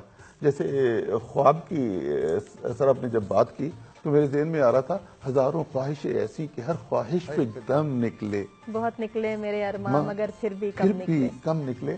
تو آپ نے خواب کو خوابوں میں جو ختم کیا نا, اس کا بہ جانا مجھے بالکل اتنی خوبصورت پیرائے میں چیزوں کو بیان کیا جا رہا تھا. یہی شاعر کا کمال ہے. اسی کو میں نے عرض کیا تھا کہ یہ خدا داد صلاحیتیں ہیں. اور اسی طرح آپ نے ذکر کوئی تاریخ کے حوالے سے ایک شعر میں کر رہے تھے, تو مجھے امرتا پریتم کا ایک وہ آ رہی تھی, یاد آ رہی تھی. اب آپ اس کو سنتے ہوئے دیکھیں کہ اگر ہم اب تاریخ میں اپنے بچوں کو بتائیں کہ جب پاکستان بنا تو اس وقت کتنے مسلمانوں کا خون بہا, ٹھیک ہے, تو شاید ہم ان کے دل پہ اتنا اثر نہیں پیدا کرتے. امرتا پریتم کہتی ہے, اج آکھاں وارث شاہ نوں کتے قبراں وچوں بول, اج آکھاں وارث شاہ نوں کتے قبراں وچوں بول, تے کتاب عشق دا کوئی اگلا ورقہ کھول. ایک روئی سی تی پنجاب دی تو لکھ لکھ مارے وین, اج لکھاں تیاں روندیاں تین وارث شاہ کہن. دیکھیں نا پوری داستان سنا دی. اب وارث شاہ جس نے عشق و محبت کی ایک داستان بیان کی, بالکل ٹھیک ہے, اس کا ذکر کرتے وہ کیسے آ رہا ہے کہ اج آکھاں وارث شاہ نوں کتے قبراں وچوں بول, تے کتاب عشق دا کوئی اگلا ورکا کھول ایک روئی سی تھی پنجاب دی تو لکھ لکھ مارے وین اج لکھاں تیاں روندیاں تینوں وارث شاہ کہن اج لکھاں تیاں روندیاں. دیکھیں نا کتنی بیٹیاں جو ہے نا ان کے خامند ان کے بھائی ان کے باپ اس دنیا سے چلے گئے تو ایک دھی کا دکھڑا نہیں ہے. وہ اج لکھاں تیاں روندیاں تینوں وارث شاہ کہن وے درد منداں دیا دردیا وے درد منداں دیا دردیا ہن تک اپنا اے پنجاب اج بیلے لاشاں وشیاں لو دی وگی پڑے جناب. دیکھیں نا اج بیلے لاشاں وشیاں لو دی وگی پڑے بھری وگے جناب. اب دیکھیں یہ شاعر ہے کہ وہ الفاظ ایک کیفیت طاری کر دیتا ہے. بالکل ٹھیک ہے. اور آپ خود بخود کھو جاتے ہو. آپ وہ کہتے ہیں نا ٹرانسپورٹ ہو جاتے ہیں. وہ جو کہتے ہیں نا 3 یونٹی آف ٹائم اسپیس اور وہ آپ ان کو کراس کر کے آپ یوں محسوس کرتے ہیں کہ شاید اس وقت میں زندہ تھا. بالکل میری آنکھوں کے سامنے ہے ہزاروں نوجوان مسلمان کٹے پھٹے جسموں کے ساتھ کھیتوں میں پڑے ہوئے ہیں. گویا اگر ہم یہ کہیں کہ شاعری ایک ٹائم مشین ہے جو ہمیں واپس لے جاتی ہے تو بے جانا ہوگا. تو اگر آپ تھوڑا سا مجھے اجازت دیں تو حفیظ جلندری میں سمجھتا ہوں کہ حفیظ صاحب کا پاکستانی کلچر اور ثقافت کو پروموٹ کرنے میں اب ایسے تو کہتے ہیں نا کہ کسی بھی ثقافت میں سب سے بڑی چاشنی مذہب کی چاشنی. جی بالکل ٹھیک ہے. یہ وہ والی محبت کا ایک عنصر اس میں شامل ہوتا ہے جو سارے اس لوگوں کو ایک لڑی میں پرو دیتا ہے. وہ کہتا ہے لا الہ الا اللہ محمد رسول اللہ. ٹھیک ہے. پھر ہمارے چھوٹے موٹے رسم و رواج ہوتے ہیں. اب یہ حفیظ جلندری شام کا ایک پہر ہے. ٹھیک ہے. اور اس وقت ایک دیہات میں جس قسم کی گاؤں میں ایکٹیویٹی ہوتی ہے نا اور پھر وہ زمین پہ انسانوں کی ایکٹیویٹیز نہیں آسمان پہ پھیلنے والے رنگوں کا بھی ذکر کرتے ہوئے کہتا ہے پچھم کے در پہ سورج بستر جما رہا ہے. پورب پچھم ہے نا. جی جی بالکل. ٹھیک ہے. East west. پچھم کے در پہ سورج بستر جما رہا ہے رنگین بادلے میں چہرہ چھپا رہا ہے کرنوں نے رنگ ڈالا. کتنا خوبصورت غروب آفتاب کا جو ٹائم ہے اس کو کس خوبصورتی سے انہوں نے بیان کیا. کرنوں نے رنگ ڈالا بادل کی دھاریوں میں کرنوں نے رنگ ڈالا بادل کی دھاریوں نے پھیلا دیا فلک پہ گوٹے کناریوں کو. کیا بات. اب دیکھیں ایک دوشیزہ کے دوپٹے پہ نا اب آسمان پہ وہ منظر دکھانے جا رہا ہے. میرے جیسا شخص وہ ہم دیہات میں ہوتے ہیں نعیم صاحب سر اتفاق کریں گے تو ہم چھتوں پہ یا کھلے سینوں میں سونے والے لوگ ہیں اور ہم شہروں میں تو بند کمروں میں رہتے ہیں. شام کو ہم دیکھتے ہیں نا کہ بادلوں کے سائڈ پہ وہ گلیٹر سی آ جاتی ہے. یہ والی نا وہ کہتا ہے کرنوں نے رنگ ڈالا بادل کی دھاریوں کو پھیلا دیا فلک پہ گھوٹے کناریوں کو. کیا بات. عکس شفق نے کی ہے اس طرح زرفشانی عکس شفق نے کی ہے اس طرح زرفشانی گھل مل کے بہ رہے ہیں ندی میں آگ پانی. کیا بات ہے. ٹھیک ہے. اوڑھے سے دوپٹہ سر سبز وادیوں نے اندھیرا چاہ رہا ہے نا بالکل زیور اتار ڈالے گلزار زادیوں. کیا بات. ٹھیک ہے. کیا بات. چھایا ہے تھوڑا تھوڑا پیروں تلے اندھیرا چھایا ہے تھوڑا تھوڑا پیروں تلے اندھیرا چڑیوں نے کھیت چھوڑا لینے چلی بسیرا. ٹھیک ہے نا. آپ کو پوری شام نظر آتی ہے. اور پھر اس کی اگر آپ اجازت میں چیدہ شعر پڑھ دیتا ہوں کہ کھیتوں میں کام کر کے لوٹے ہیں کام والے چادر سروں پہ ڈالے کندھوں پہ ہل سنبھالے. اب دیکھیں ماضی میں چلے آج تو ٹریکٹر آ گیا نا بالکل تو یاد آتا ہے کہ وہ کیسے ہل چلاتے تھے. اب شام آ گئی ہیں جاگے ہیں بھاگ ان کے اب شام آ گئی ہے جاگے ہیں بھاگ ان کے ہر سمت گونجتے ہیں رستوں پہ راگ ان کے. خوشگوار آ رہے ہیں گاتے دوڑے میں یہ کہتے ہوئے سر بالکل اپنے گھروں کو آرام کرنے جا رہے ہیں. لے لے کے ڈھور ڈنگر چرواہی آ رہی ہیں لے لے کے ڈھور ڈنگر چرواہی آ رہی ہیں سیٹی بجا رہے ہیں اور گیت گا رہے ہیں. کیا بات ہے. ٹھیک ہے. بہت اب دیکھیں اب وہ بچیوں کو نہیں بھولا کہ اس وقت شام کے وقت وہ بچیوں کی بیٹیوں کی چھوٹے بچوں کی ہے کم سن سہیلیوں کا پنگھٹ پہ ہے جھمکٹا ہے کم سن سہیلیوں کا پنگھٹ پہ جھمکٹا ہے جانے اکیلیوں کا دن کس طرح کٹا ہے. کیا اب دیکھنا شام کو بچیاں اکٹھی ہو گئی ہیں نا, کہ پتہ نہیں بیچاریاں سارے دن کیسے ہیں نا. یہ بار بار باتیں, یہ بار بار ہنسنا, یہ بے شمار باتیں, یہ بے شمار ہنسنا. ایک گدگدا رہی ہے, چھینٹے اڑا رہی ہے. ایک گدگدا رہی ہے, چھینٹے اڑا رہی ہے. ایک بھر چکی ہے پانی, گھاگھر اٹھا رہی ہے. کیا بات. شرما کے ایک نے اوڑے, منہ پہ ہنسی کے مارے, رنگین اوڑنی کے بھیگے ہوئے کنارے. ٹھیک ہے, وہ جو دوپٹہ پانی بھرتے ہوئے ہے نا اوڑے, شرم و حیا کی سرخی چہرے پہ چھا رہی ہے. شام اس کو دیکھتی ہے اور مسکرا رہی ہے. بہت خوب. اور اس میں جس طرح کہ آپ نے ابھی یہ بیان کی نظم, تو کھرل صاحب یہ کہنا بیجا نہ ہوگا کہ ہم اس میں دیکھتے ہیں ہمیں اپنے ملک کی ثقافت کے سب رنگ نظر آئے, گھاگھر بھی نظر آئی, کھیت بھی نظر آئے, اوڑھنی بھی نظر آئی, دوپٹہ جو کہ ہماری ثقافت کا حصہ ہے.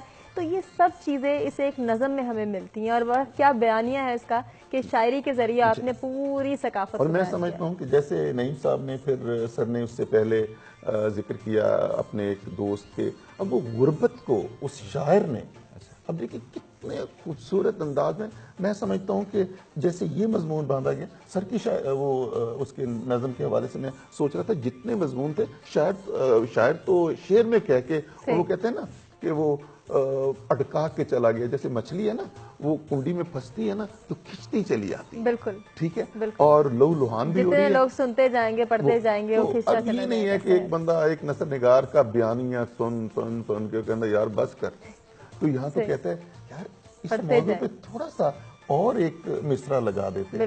تو میں یہ سمجھتا ہوں کہ ہماری جو بدقسمتی ہے, ہم روحانیت کے پیروکار مادیت کے بستر میں جب ہم لیٹنے کی کوشش کر رہے ہیں نا, تو ہم نے مادیت کی ضرورتوں کو پورا کرنے کے لیے اپنی زندگیوں کو اجیرت کر لیا. بالکل. ہمارے پاس اب دیکھیں نا کہ میں نعیم صاحب کی بات مجھے بہت خوبصورت لگی جب انہوں نے کہا نا کہ میں تھکا ہوا آتا ہوں, بستر پہ لیٹتا ہوں, دو شعر کہتا ہوں, اور میں کہتا ہوں یہی ہمیں گھروں میں یہ عادات ڈالنے کی ضرورت ہے کہ ہمارے کسی پڑھے لکھے آدمی کو, پڑھا لکھا میں کیسے کہوں کہ اگر اس کی بیڈ کی سائڈ پہ کوئی کتاب نہ ہو اور وہ 4 صفحے یا 4 لائنیں پڑھے بغیر سو کیسے جائے. بالکل ایسے, بہت پیاری بات کھرل صاحب نے کی. اس کلچر کو جب ہم پروموٹ کریں گے تو پھر میں اپنی بات کو کنکلیوڈ کرنے سے چھوٹا سا ایک وقت ہوتا تھا, ہمارے جو ادارے تھے نا یہ تہذیب و تمدن, ثقافت,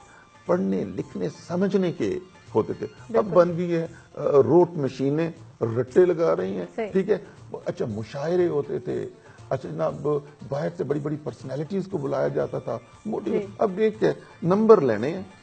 اب اس نمبر لینے کی گیم نے نا بہت کام خراب کر دیا. بالکل ایسا ہی ہے, اور ہمارے معاشرے میں بڑھتی ہوئی بے راہ رویوں کی وجہ بھی یہی ہے. محمود صاحب سے تھوڑی سی بات کرتے ہیں اور جاننے کی کوشش کرتے ہیں کہ محمود صاحب یہ کہا جاتا ہے کہ شاعر کا جو مقصد ہوتا ہے وہ اس وقت تک پورا نہیں ہوتا کہ جب تک اس کی شاعری پڑھنے والے کے اندر, اس کے دل کے اندر وہ میسج پہنچ نہ جائے. اسی طرح اگر ہم یہ دیکھیں کہ کوئی شاعر اگر اپنے کلچر کو ڈیولپ کرنا چاہ رہا ہے, اپنے کلچر کے حوالے سے بتانا چاہ رہا ہے, اگر پڑھنے والا انٹرسٹ نہیں لے رہا تو ڈیفینیٹلی اسے سمجھ بھی نہیں آئے گا کہ وہ اپنے کلچر کے حوالے سے کیا کیا باتیں بتا رہے ہیں. جیسے کہ ابھی ہمیں کھرل صاحب نے ایک نظم جو سنائی, اس کے اندر ہم نے دیکھا ڈفرینٹ چیزیں آئیں, کھیت کھلیان, ہل چلانا, ایک مزدور کی پورے دن کی جو محنت مزدوری ہے, پھر بچیوں کے حوالے سے, ان کے دوپٹوں کے حوالے سے. یہ سب ہماری ثقافت کے مختلف رنگ ہیں. کیا کہیں گے اس حوالے سے؟ بالکل آپ نے بات ٹھیک کی کہ شاعر کا بنیادی مقصد تو یہی ہوتا ہے کہ اس کی شاعری لوگوں تک جائے, لوگ اسے پڑھیں, سمجھیں, اور اس سمجھ کے نتیجے میں اپنی زندگی کو اور اپنے سماج کے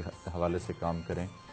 لیکن چونکہ میں نے پہلے بھی اس سے پہلے ذکر کیا تھا کہ شاعر بھی تھوڑا تھوڑا دور ہو گئے ہیں سماجیات سے, معاشرے سے, اب وہ اور چکروں میں لگ گئے ہیں, تو وہ جو جس چکر کی شاعری اب ہو رہی ہے وہ ہم کو خیر سمجھ آ بھی جاتی ہے. مگر یہ نہیں کہا جا سکتا, یا کم از کم شعراء کو میں اپنے اس حوالے سے تو کام نہیں کرنا, مطلب نہیں ہے کہ وہ بددل ہو کے, مایوس ہو کے بیٹھ جائیں. میرے بھائی ہیں بڑے, وہ کراچی ہوتے تھے, اور ایک دفعہ انہوں نے بتایا کہ ہمارے استاد سے وہ ہمیں ہوم ورک دیا کرتے تھے کہ آج تم نے یہ ٹیچرز کے حوالے, مطلب ہمارے میرے دونوں طرف اساتذہ بیٹھے ہیں, تو ایک استاد کی بات ہے, کہتے ہیں کہ وہ ہمیں پڑھانے کے بعد ہوم ورک یہ دیا کرتے تھے کہ آج تم نے چھٹی کے بعد اتنے لوگوں کو ملنا ہے اور ان کو بتانا ہے کہ یہ سماج کس طرف جا رہا ہے اور اس کو کس طرف لے کے جانا ہے. صحیح. تو کہتے ہیں ہم روزانہ جایا کرتے تھے اور ایک دن میں تنگ آیا، بھی لوگ آگے سے ڈانٹتے بھی تھے کہ تم کیا کر رہے، تو میں نے کہا سر ہم جاتے ہیں، کوئی بدل بھی نہیں رہا، کوئی ہماری بات سن بھی نہیں رہا، اور لوگ ہم ایسے آگے سے انسلٹ کرتے ہیں۔ تو انہوں نے ایک شعر سنایا جو آج تک انہیں یاد ہے کہ باغ گلستان میں بس اسی نے آبیاری کی، باغ گلستان میں بس اسی نے آبیاری کی، جس نے محنت ہی کو محنت کا ثمر جانا۔ واہ بہت خوب۔ تو یہ شاعری رائگانی کا سفر تو ہے، مگر جب ہم اپنے سماج کے اندر اس کی چیزیں مطلب لکھیں گے اور اس پر مطلب ایک خالص دل سے نیت سے اسی پر کام کریں گے، اور شاعر یہ تو کام بھی عقل کا نہیں ہے، جنون کا ہے بالکل بیسیکلی۔ کیا بات کی آپ نے کہ یہ عقل کا نہیں، جنون کا اور انٹرسٹ کا کام ہے۔ بالکل اگر آپ عقل سے کام لیں گے تو پھر آپ شاعری نہیں کر سکتے۔ بالکل مطلب عقل سے کام لے کے آپ کوئی مادیت کا کام کر سکتے ہیں، کوئی پروفٹ مطلب منافع کا کام کر سکتے ہیں، لیکن جہاں آپ کو مطلب نقصان ہی نقصان ہے، رائگانی ہی رائگانی ہے، بالکل وہاں تو آپ کو جنون سے کام کرنا پڑتا ہے۔ صحیح، بالکل ایسا ہی ہے کہ جنون کے ساتھ کام کرنا پڑتا ہے۔ محمود صاحب نے بہت ہی اچھی بات کی، اور نعیم صاحب سے میں اس حوالے سے جاننا چاہوں گی، نعیم صاحب ایک شاعر جب کوئی شعر کہنے جاتا ہے، بہت سارے اسکیٹرڈ خیالات کو اپنے ذہن میں لے کے اور پھر اس کے بعد اس کو کاغذ پر اتارتا ہے، اس وقت کیا کیفیت ہوتی ہے، اور کیا یہی ساری کیفیات جو ہمارے کلچر کا حصہ ہیں یا نہیں، اس حوالے سے آپ سے ضرور جانیں گے۔ ایک بریک کی جانب مجھے بڑھنا ہے اگر آپ کی اجازت ہو، بریک سے جیسے ہی واپس آئیں گے ناظرین ہم نعیم صاحب سے اس حوالے سے جانیں گے۔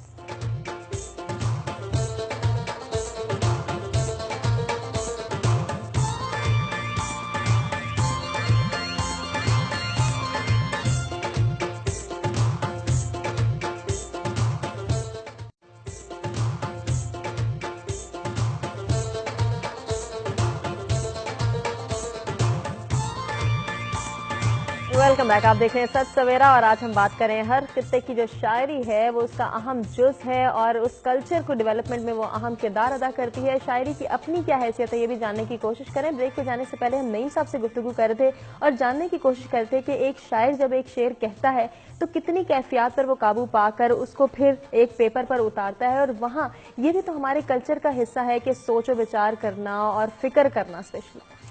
بہت اچھی بات کی، یہ حضرت محمود صاحب بھی فرما رہے تھے، بڑی اچھی انہوں نے بات کی کہ ایک جنون اختیار کرنا پڑتا ہے۔ علامہ اقبال صاحب نے بھی جیسے فرمایا کہ لازم ہے دل کے ساتھ رہے پاس بانے عقل، لیکن کبھی کبھی اسے تنہا بھی چھوڑ دو، اور وہ جو تنہائی کے لمحات ہیں انہی میں شاعری ہوتی ہے۔ بالکل ٹھیک ہے نا، یہ دل کی بات ہوتی ہے۔ تو آپ نے بتایا کہ جو بھی شاعر، کوئی بھی، ہم جب تخیل ہمارے دماغ میں آتا ہے، ایک بات یاد رکھیے کہ ہم بغیر الفاظ کے سوچتے نہیں۔ صحیح، کوئی بھی تخیل بغیر الفاظ کے نہیں آتا۔ بالکل وہ جب بھی ہم سوچتے ہیں الفاظ کے ساتھ سوچتے ہیں۔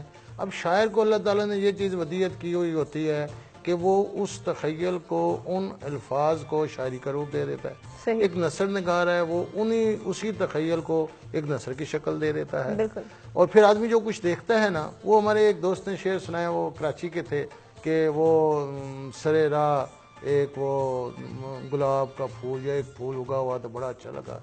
اب میں نے کہا یار دیکھیں، یہ ایک شہر کے اندر ایک سڑک کے کنارے ایک پھول اگا ہوا ہونا اور وہ خوبصورت لگنا، یہ اس شہر کا شاعر کہہ سکتا ہے جہاں پھولوں کی کمی ہے۔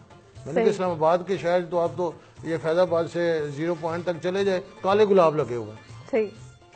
اب اس کو ایک پھول کی جو ہے وہ خوبصورتی کیا بھائے گی؟ یہ تو یعنی میرے ساتھ ایک دوست تھے، ہم کشمیر میں اوپر تھے، کراچی کے تھے اتفاق سے، کہتے ہیں یار یہ کیا مسئلہ ہے یہاں، سورج غروب ہوتی ہے اندھیرا چھا جاتا، آدمی باہر بھی نہیں نکل سکتا۔ یعنی دیکھیں یہ ان کا کلچر ہی نہیں ہے۔ بالکل دیکھیں یہ یعنی مغرب کے بعد باہر جانا بغیر روشنی کے، وہ کہتے ہیں یار یہ اندھیرا ایک دم سے اندھیرا چھا جاتا ہے، باہر کوئی روشنی کا نظام ہی نہیں۔ یعنی دیکھیں کتنا ڈفرینٹ کلچر ہے، کراچی کا کلچر آپ دیکھیں اور ہمارے ہاں دیکھیں۔ لیکن ہم دیکھتے ہیں نا کہ نعیم صاحب سندھ کا کلچر ہو، پشتون کلچر ہو یا پنجاب کا کلچر ہو، ان میں ایک چیز جو ہے وہ سملیرٹی اختیار رکھتی ہے، وہ ہے شاعری۔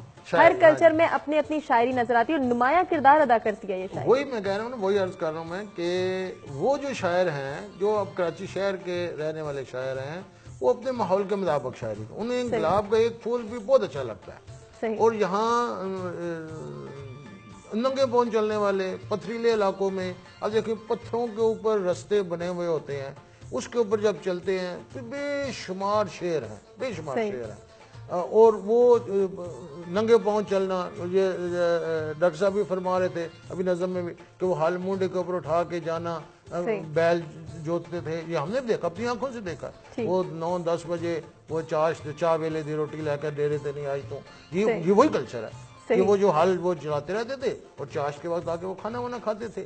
یہ اب جس نے ہل نہیں چلایا دیکھا ہی نہیں، اس کو کیا پتا. میں ایک مشاعرے میں تھا بہلپور. اچھا. ابھی دیکھیں ہم نے کپاس دیکھی نہیں، ٹھیک، وہاں دوستوں نے شعر سنائے اور کم از کم بھی کوئی 20 سے زیادہ شعروں کے اندر مختلف شعراء نے کپاس کا ذکر کیا. اچھا. یہ ان کا کلچر ہے. بالکل. یہ یہاں پٹھوار کے علاقے میں کسی بندے کو کپاس کا پتہ ہی نہیں ہے. بالکل. اسے ساری زندگی نہیں کپاس دیکھی کیسی ہوتی ہے. لیکن اگر وہ شاعری پڑھے گا تو ڈیفینیٹلی اس کے اندر وہ روح آ جائے گی. وہ دیکھیں وہ اپنے کلچر کی شاعری کر رہے ہیں. صحیح. وہ کپاس کی شاعری کر رہے ہیں، یہ ان کا کلچر ہے. صحیح. ہم اپنے کلچر کی شاعری کر رہے ہیں. جو لاہور میں بیٹھا وہ اپنے کلچر کی شاعری کر رہا ہے. جو دیہات میں بیٹھا ہے، میلے ٹھیلے اور پنجابی جو ثقافت ہے اس کو بیٹھا ہوا وہ اپنے کلچر کی شاعری کر رہا ہے. اس کو شعر دیکھیں کتنے ہیں کہ وہ دیہات سے شہر میں آیا ہے جی. وہ شعر مجھے وہ المیہ یہ مجھے شعر یاد نہیں رہتے کہ وہ شہر میں آ کے بڑے مکان میں رہ کے اور گاؤں کا ماحول ڈھونڈ رہا ہے. یعنی اس طرح کا کہ بھائی وہ گاؤں سے شہر میں آ گیا، اب گاؤں کا ماحول ڈھونڈ رہا ہے. گاؤں کا ماحول تو یہاں نہیں ملے گا. تو گاؤں کا ایک الگ کلچر ہے، وہاں کی اب شاعری دیکھیں. اب آدمی ذرا سا دیکھیں نا، یہ جو ڈاکٹر صاحب نے نظم پڑھی ہے کہ شاعری جو ہے وہ انوائرمنٹ کے حساب سے ہوتی ہے. دیکھیں جو ڈاکٹر صاحب نے نظم پڑھی ہے ابو الاسر حفیظ جلندری صاحب کی، اب آپ کو یہ سننے سے پتہ نہیں چل رہا کہ انہوں نے یہ ساری چیزیں اپنی آنکھ سے دیکھی. بالکل. اور ان کو نظم بند کیا ہے. صحیح. اب جس نے یہ چیزیں نہیں دیکھی ہوں، یہ کلچر نہیں دیکھا، لیکن وہ شاعری کے ذریعے اس کو پڑھ کے محسوس تو کر سکتا ہے، لیکن وہ یہ شاعری نہیں کر سکتا. بالکل. یہ شاعری نہیں کر سکتا. صحیح. یہ اپنا کلچر جس نے دیکھا ہوا ہے وہ یہ شاعری کر سکتا ہے. بالکل ایسا ہی. بات سمجھ آ گئی نا. صحیح. تو شاعر اپنے ارد گرد کے ماحول سے متاثر ہوتا ہے اور اس کے بعد پھر اس کو بیان کرتا ہے.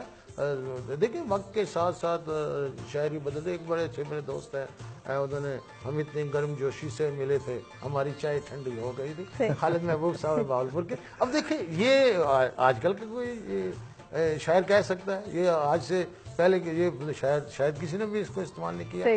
لیکن میں دیکھیں بڑے شاعر کی میں نشانی ایک اور بتا رہا ہوں، ڈاکٹر صاحب نے بھی ذکر کیا.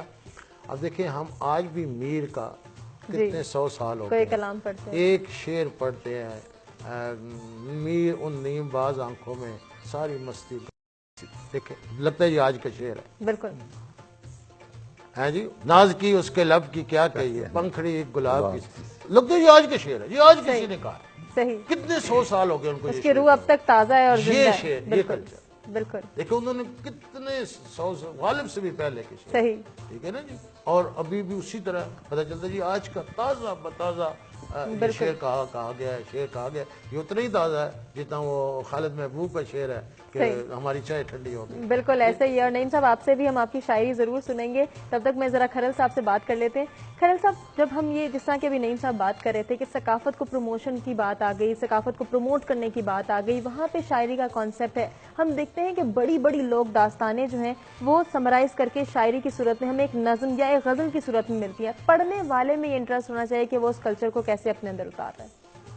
آپ نے بہت خوبصورت بات کی کہ کام تو سارا پڑھنے والے کا ہے. بالکل. اور پڑھنے والے کے پاس ٹائم نہیں ہے. صحیح. ٹھیک ہے. تو کیسے اتارے؟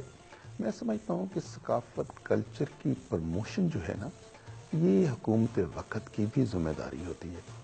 اگر ہم تھوڑا سا پیچھے ہٹ کے دیکھیں تو جس وقت برطانیہ نے ہندوستان پہ قبضہ کیا اور کولونائزیشن کا پیریڈ شروع ہوا تو ان اقوام نے اپنے کلچر، اپنے ادب کی پروموشن کے لیے بہت خرچ کیا. اس وقت بھی امریکہ اپنے کلچر اور اس کی پروموشن کے لیے بہت زیادہ خرچ کر رہا ہے. اگر آپ مجھے اجازت دیں اور الیکٹرانک میڈیا کے احباب میری بات کو اسی پیرائے میں لیں جیسے میں عرض کرنا چاہتا ہوں.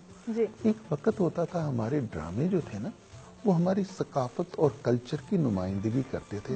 آج کا ڈرامہ کون سے ثقافت اور کلچر کی نمائندگی کر رہا ہے؟ ٹھیک ہے. کون سا آج کا ڈرامہ ماس وائے کہ ایک فرسٹریٹڈ لوگوں کو مزید فرسٹریشن کے عذاب میں دھکیلنے جا رہا ہے. اس کے علاوہ کچھ نہیں ہے. پہلے ہم دیکھتے تھے اگر سندھی ثقافت کا کوئی ڈرامہ ہے تو وہ اس کا کاسٹیوم بھی ویسا ہی ہے, سندھی بولنے کی وہ کوشش بھی کر رہے ہیں, ایشوز بھی وہی ہے. بالکل. اب آج کل کے جو ڈرامے ہیں ان کا 90% جو کنٹینٹ ہے اس کا تو عام لوگوں کی زندگی سے تعلق ہی نہیں ہے. بالکل. جس قسم کا لائف سٹائل دکھایا جا رہا ہے اس میں تو لوگ مار دھاڑ اور وہ سب سے بڑے ہوکر کروک وہ پیسے حاصل کر لیں.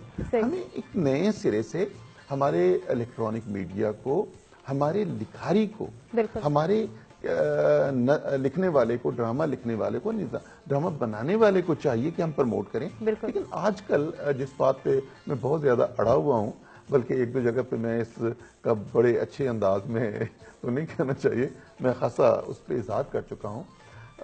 ہمارے ہاں ضرورت ہے یونیورسٹی لیول پہ کہ مختلف ڈسپلن کے کورسز کی نیچر کو زیادہ پریکٹیکل کیا جائے. میں 2013 میں امریکہ گیا تو جس جہاز پہ میں جا رہا تھا, ظاہر ہے وہ کنیکٹڈ فلائٹس اور پھر پوری دنیا سے ایک ایئر لائن مسافر اکٹھے کر کے اپنے ہوم لینڈ سے جہاز, تو اس جہاز میں کوئی 70 to 80% جو لوگ تھے وہ انڈین تھے اور سارے سافٹ ویئر انڈسٹری تھے.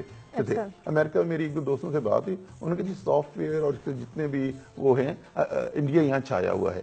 اگلے دن میری ایک دوست سے بات ہو رہی تھی تو وہ شاید نسٹ یونیورسٹی کا ذکر کر رہا تھا کہ ان کا یہ کمپیوٹر سائنس اور اس کے حوالے سے بڑی سافٹ ویئر کی طرف وہ توجہ دے رہے ہیں. ہمیں چاہیے کہ ہمارے سافٹ ویئر انجینئر جو ہیں نا وہ ہمارے کلچر کی پروموشن کے لیے کچھ ایسی اپلیکیشن لانچ کریں, ایسے پروگرام بنائیں, ان پروگراموں کو لانچ کریں. مثلا اگلے دن میں ایک جگہ پڑھ رہا تھا جو عربی رسم الخط ہے یہ کوئی 2-3 لوگوں کی کاوش ہے.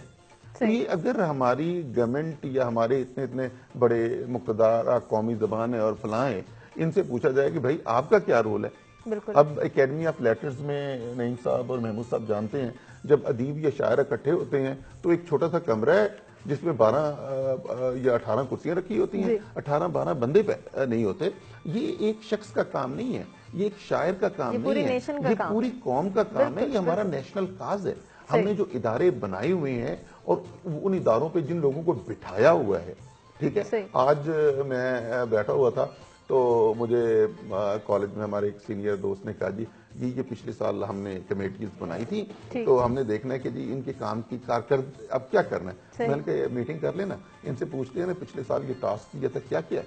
کبھی آپ ان کو بلا کے پوچھیں نا بھی آپ نے اتنا بڑا ادارہ بنایا ہے, اتنا بڑا بجٹ رکھا ہوا ہے, اس میں اتنے لوگ سموئے ہوئے ہیں, وہ کلچر اور اس کی پروموشن کے لیے کیا کر رہے ہیں. بالکل, بہت اچھی بات کی آپ نے. تو میں سمجھتا ہوں جب تک یہ اس قسم کی پروموشن کی کنسولیڈیٹڈ موومنٹس نہیں ہوگی, سافٹ ویئر اگر بچہ گیجٹ نہیں چھوڑتا تو گیجٹ میں ہمارا سافٹ ویئر انجینئر لے آئے نا ایسے پروگرام جس میں اسے اس کی طرف لے کے آئے. بھلے اس کے پاس اتنا وقت نہیں ہے کہ وہ لمبی لمبی لوگ داستانیں پڑھیں, لیکن کلچر کا حصہ اگر پڑھنا ہے تو شاعری کے ذریعے بھی پڑھ سکتے ہیں, صرف انٹرسٹ ڈیولپ کرنے کے. اب یہ جیسے گوگل ہے وہ کسی دن پہ سے غالب کی وہ پیچھے لگا دیتا ہے, او بھائی آپ اتنی سافٹ ویئرنگ کر لینا کہ اس کی بیک گراؤنڈ تو ہمیں اب آپ دیکھیں نا یہ کلچر دکھا رہے ہیں نا. جی تو میں سمجھتا ہوں کہ ان چیزوں کو جانچنے کو تو ہم جان چکے ہیں کہ پروموشن کے لیے ہمیں نئے زمانے کی نئی قدروں کے مطابق آگے بڑھنے کی اور بچوں کو روشناس کرانے کی. بالکل ایسے ہی کھرر صاحب نے بہت اچھی بات کی ہے. جب ہم ادب سے لگاؤ کی بات کرتے ہیں تو شاعری جو ہے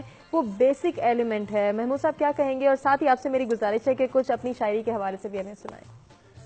آپ پروفیسر صاحب نے کہا یہ بالکل ٹھیک ہے اور سچ کہا انہوں نے کہ قوم ایک شاعر کا کام تو اتنا نہیں ہے کہ وہ نہ ہی وہ اتنا زیادہ شاعری وہ اتنا ہی پروموٹ کر سکتا ہے شاعری کو اور ادب کو کہ خود لکھے اور لوگوں کو سنائے, مگر آگے کچھ سننے والا بھی تو ہو.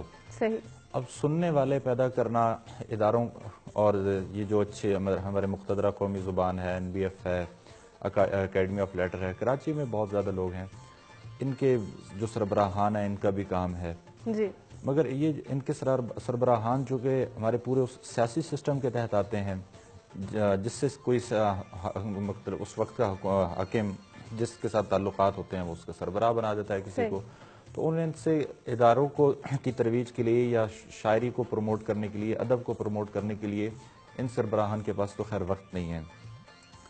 لیکن ایز اے انڈیویجول تو ہم کام کر سکتے ہیں. بالکل کر سکتے ہیں, جس حد تک شعراء میرے خیال میں کر سکتے ہیں اس حد تک تو نہ صحیح. تھوڑی سی بات کاٹتا ہوں. ہمارا المیہ یہ ہے کہ کام کرنے والے کو پوچھنے کی بجائے نا ہم فرد پہ اٹھا کے ذمہ داری لے آتے ہیں. او بھائی آپ کو کس لیے رکھا ہے؟ آپ کو اب کسی ادارے کا سر بنایا ہے, اس کے آبجیکٹو ہیں, اس کے مقاصد ہیں, آپ کو لمبی چوڑی تنخواہیں دی جا رہی ہیں, آپ کو بٹھایا, پکڑے نا اسے. جب تک اس قسم کا اکاؤنٹیبلٹی کرائیٹیریا نہیں آئے گا تو چیزیں کیسے امپروو ہوگی. اب ایک نعیم صاحب بیٹھے ہیں, یا محمود صاحب, سوری نام کے اظہر محمود صاحب بیٹھے ہوئے ہیں. اب ان کو کہیں جی پاکستان کی ثقافت آپ کی ذمہ داری ہے, ہاؤ اٹ کم. پھر یہ بیوی بچے چھوڑیں, وہ ڈاکے ماریں, پیسے اکٹھے کریں, ٹھیک ہے. تو میں سمجھتا ہوں کہ انفرادی رول انفرادی حد تک ہی رہنا چاہیے. انہوں نے ٹائم نکال لیا, پڑھ لیا, ایک اچھی بات کہہ دی, اس کی ترویج جن کی ذمہ داری ہے نا, انہیں ذمہ داری محسوس کر کے اسے یوں نبھانا چاہیے کہ لوگ پھر انہیں ان کی تعریف کریں, ہاں کام کرنے والے کام کر رہے ہیں. جب تک یہ رویہ ہم نہیں اپنائیں گے نا, چیزیں بہتری کی تب تک نارملائز نہیں ہو سکتی ہیں. بہت اچھی بات کی خلل صاحب نے. محمود صاحب کچھ سنانا پسند کریں گے آپ؟ جی میں آپ کو کچھ سناتا ہوں. غزل کے کچھ اشعار ہیں کہ جس تیقن سے جو لکھنا تھا نہیں لکھا گیا, جس تیقن سے جو لکھنا تھا نہیں لکھا گیا, آسماں کاٹ کے مٹی پہ زمیں لکھا گیا, آسماں کاٹ کے مٹی پہ زمیں لکھا گیا, اور دیکھ کر اس کو میرے ہوش ٹھکانے نہ رہے, دیکھ کر اس کو میرے ہوش ٹھکانے نہ رہے, اسم لکھنا تھا کہیں اور کہیں لکھا گیا, اسم لکھنا تھا کہیں اور کہیں لکھا گیا. شعر ہے کہ ہاں اٹھایا تھا قلم کربلا والوں کے لیے, ہاں اٹھایا تھا قلم کربلا والوں کے لیے, لکھنا چاہا تھا مگر مجھ سے نہیں لکھا گیا, لکھنا چاہا تھا مگر مجھ سے نہیں لکھا گیا. اور بہت شکریہ فضل. بہت اچھا, بہت خوب, بہت بہترین آپ نے نظم سنائی. اور وہی بات کہ اس کے اندر بھی ہمیں میسج ملتا ہے, اسے سمجھنے کی اور پڑھنے کی ضرورت ہے. نعیم صاحب کیا سنانے جا رہے ہیں ہمیں؟ میں ایک غزل کے چند اشعار. ضرور. ناروا تھا, نامناسب تھا, مگر اچھا لگا. ڈاکٹر صاحب, ناروا تھا, نامناسب تھا, مگر اچھا لگا. بے وفا ایک دشمنوں کی پشت پر اچھا لگا. ناروا تھا, نامناسب تھا, مگر اچھا لگا. بے وفا ایک دشمنوں کی پشت پر اچھا لگا. وہ اچانک لوٹ آیا توڑ کر رسم فراق, وہ اچانک لوٹ آیا توڑ کر رسم فراق. گرمیوں میں سرد موسم کا سمر اچھا لگا. وہ اچانک لوٹ آیا توڑ کر رسم فراق, گرمیوں میں سرد موسم کا سمر اچھا لگا. لگ گئی شاید مجھے, لگ گئی شاید مجھے آوارگی کی بد دعا, لگ گئی شاید مجھے آوارگی کی بد دعا. لوٹ کر اب کہ میں آیا ہوں تو گھر اچھا لگا. لگ گئی شاید مجھے آوارگی کی بد دعا, لوٹ کر اب کہ میں آیا ہوں تو گھر اچھا لگا. ہر کسی سے ہنس کے ملنا, خوش دلی سے بولنا, ہر کسی سے ہنس کے ملنا, خوش دلی سے بولنا. میرا دشمن ہے مگر اس کا ہنر اچھا لگا. کیا بات ہے, بہت. ہر کسی سے ہنس کے ملنا, خوش دلی سے بولنا. میرا دشمن ہے مگر اس کا ہنر اچھا لگا. اور یہ محبت ہے, ڈاکٹر صاحب غور فرمائیے, یہ محبت ہے میری یا اس کا ہے کوئی کمال. یہ محبت ہے میری یا اس کا ہے کوئی کمال.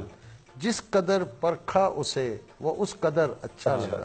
بہت خوب. یہ محبت ہے میری یا اس کا ہے کوئی کمال. جس قدر پرکھا اسے وہ اس قدر اچھا لگا. آنے والے موسموں کی سختیوں کے ذکر پر, آنے والے موسموں کی سختیوں کے ذکر پر, اس کے چہرے پر اکیلے پن کا ڈر اچھا لگا. اور یہ شعر آپ کے لیے ہے. میرے بارے میں مجھی سے پوچھتا ہے وہ نعیم, میرے بارے میں مجھی سے پوچھتا ہے وہ نعیم, اس خبر کے دور میں ایک بے خبر اچھا لگا. بہت خوب. یہ اہل خبر کے لیے.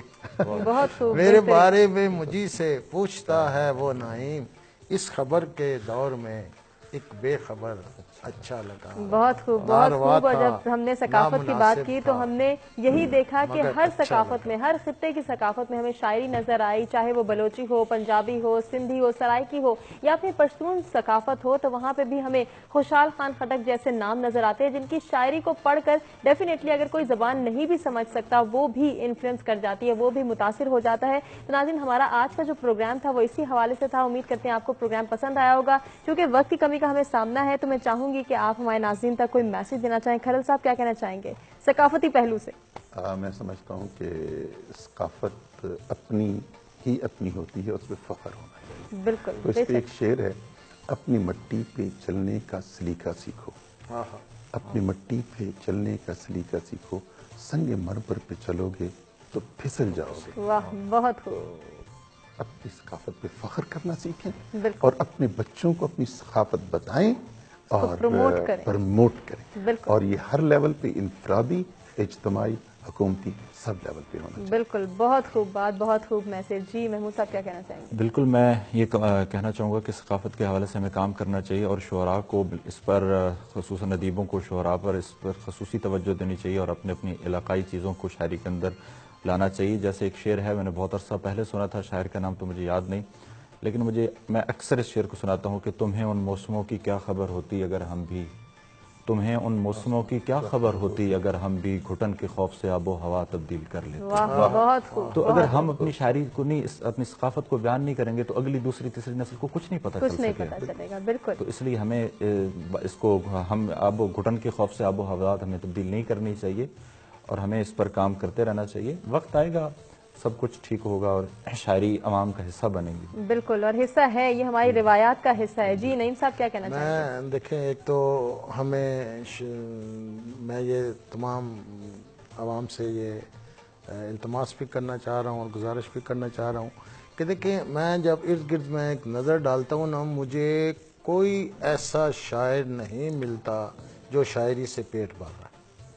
یہ بھی جاب کر رہے ہیں, سر بھی جاب کر رہے ہیں, میں بھی جاب کر رہا ہوں. آپ کو 99.9% شاعر جو ہیں وہ جاب کر کے اپنے روزمرہ کے فرائض ادا کر کے شاعری کر رہے ہیں. ایک تو سب سے پہلے اگر آپ نے اپنے کلچر کو, اور شاعری بھی ہمارا ایک کلچر ہے, بالکل کلچر کا اس کو پروموٹ کرنا ہے تو, اور پیسے نہیں مانگتا, کوئی شاعر پیسے نہیں مانگتا, لیکن اپریسیشن مانگتا ہے. اس کو داد دیں.